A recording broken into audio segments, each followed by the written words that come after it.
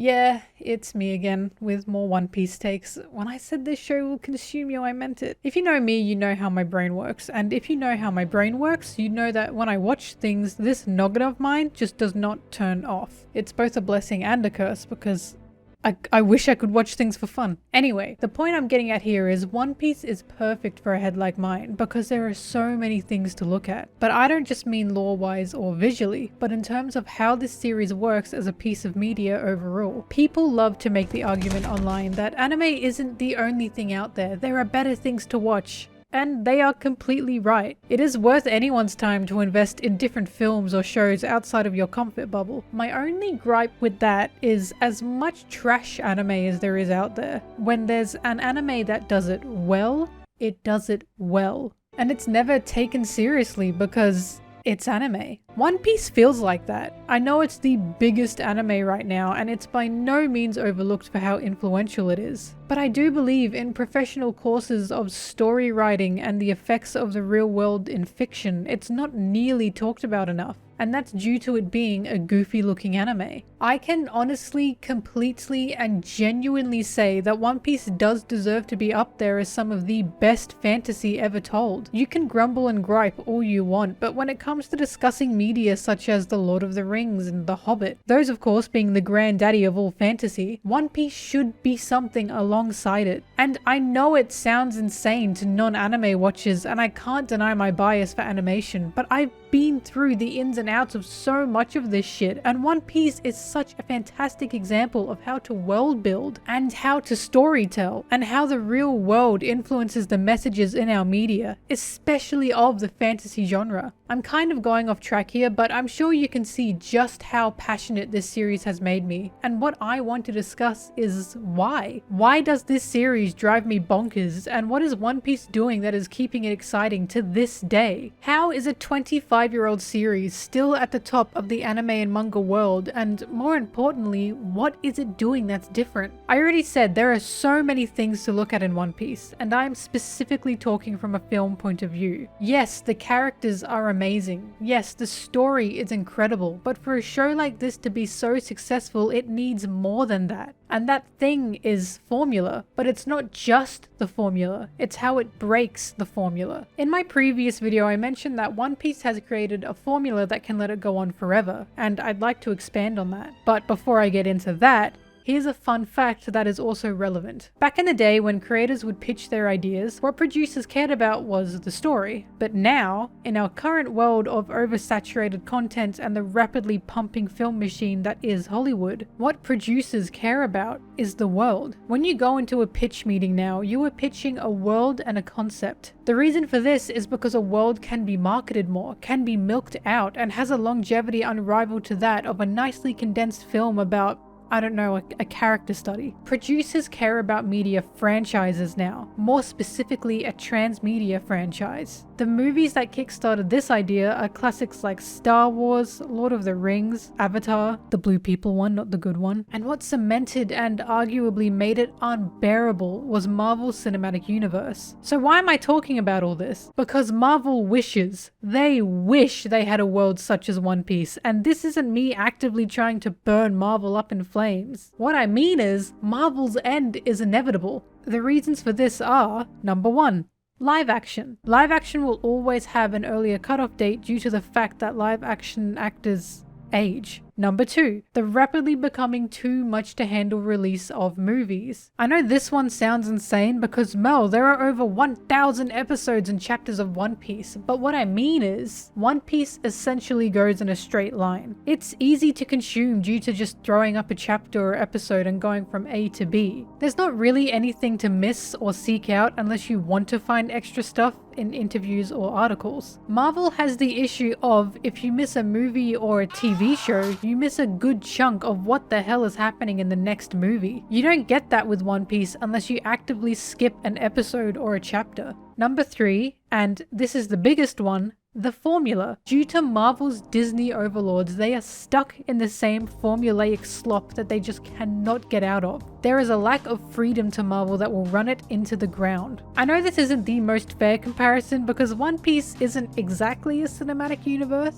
but the point I'm trying to make here is, it's big enough to be one. While One Piece doesn't have movie premieres of the next installment that makes fans go crazy,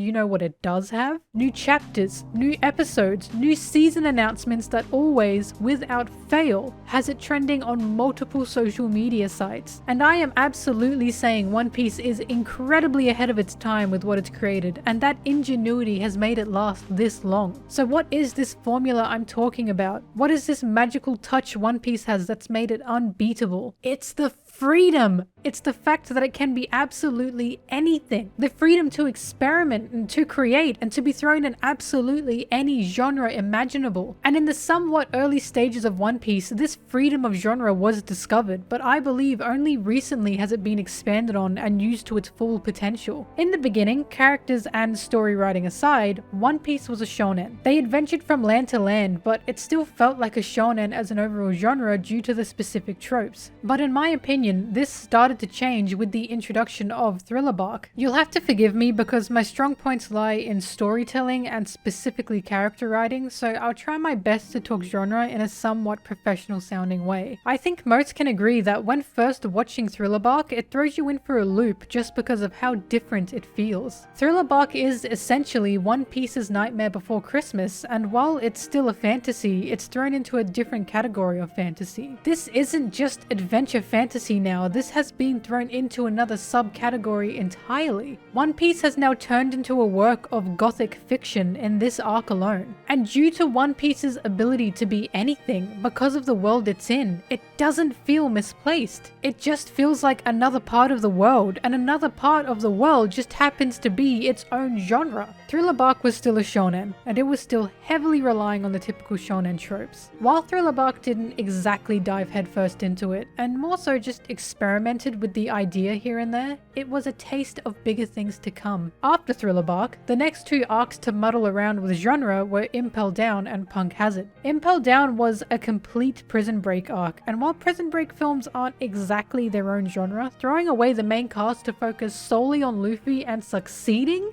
is such a ballsy move, and it proves One Piece's strong points in its world building and character writing. Punk Hazard, on the other hand, takes such obvious elements from science fiction with the focus on human experimentation and technology, even dabbling in biological warfare and artificial environments. The science fiction element had already been touched on with Kuma and Frankie, but had become completely expanded upon in Punk Hazard. But the most amazing and, in my opinion, most daring experimentation with One Piece's flip of genres is Whole Cake Island. Whole Cake Island feels like One Piece decided to stop pulling its punches and just become a whole new show altogether. While Whole Cake Island has a lot of elements of shonen, I would not predominantly categorize it under shonen. Whole Cake Island is wholly and truly a dark fairy tale. Yeah, there's fights, but the build-up for this arc wasn't the fight, not between the main villains anyways. The build-up was finally saving Sanji and getting him back. Sanji even literally saves the day not by fighting, but by baking a cake. And while that says a lot about Sanji as a character and ties everything neatly together, it also says a lot about what this arc is and what it's doing. Whole Cake Island feels like it's actively mocking fairy tales while still being one. And it is fantastic. The arc kicks off by having an amazing musical number from the main villain. And it's so spectacular and such a testament to just how much One Piece can do because I was so blown away. And it continues throughout the arc. The fairy tale aspect just never lets up. Sanji is the fairy tale prince in this, but he's arguably taking up the role of the princess in distress that needs to be saved by the knight in shining armor. And I'm not saying this to project some weird fantasy, I mean Luffy is literally his savior and his knight here. And there are so many times Sanji was on the brink of singing an I Want song. If you don't know what an I Want song is, it's basically the songs Disney princesses sing at usually the beginning of movies to express their desires and dreams. I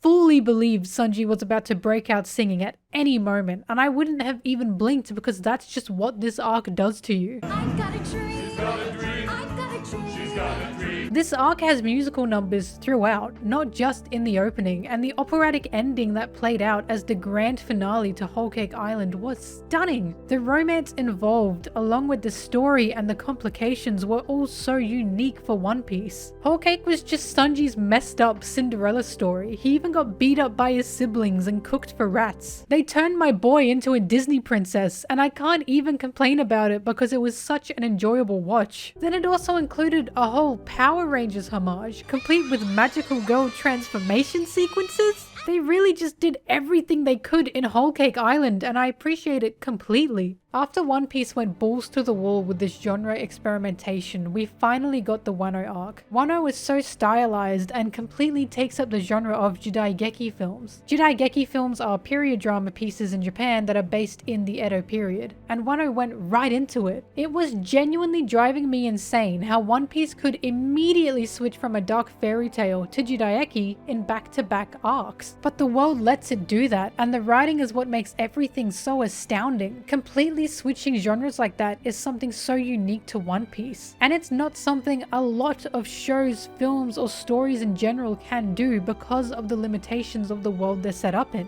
because of the limitations of the genre they've stuck themselves in. If One Piece ever became a horror or switched to noir or even went straight into a western, you wouldn't think twice about it because it can just do that. That is such an insane freedom of writing that's admirable to say the least. Hell, the movies even explore the possibilities of horror, and there's even a Las Vegas Mission Impossible-esque inspired film. These guys are pirates, and somehow it doesn't feel completely ludicrous that they become spies for a heist movie. It sounds insane, but it works. To sum this all up, One Piece has survived so long because it can do whatever it wants and somehow still not feel miswritten. This insane world building has also given fans a perfect base to create their own islands and characters and adventures, and it's why the One Piece world is so enticing. One Piece's limit really is your own imagination, and I'm so excited to see what else this series will do and where the characters will go, and especially what genres it plans to explore. I don't know how to wrap this video up, so thank you for watching, I suppose. I always appreciate it, and I'll hopefully see you in whatever I make next. See ya!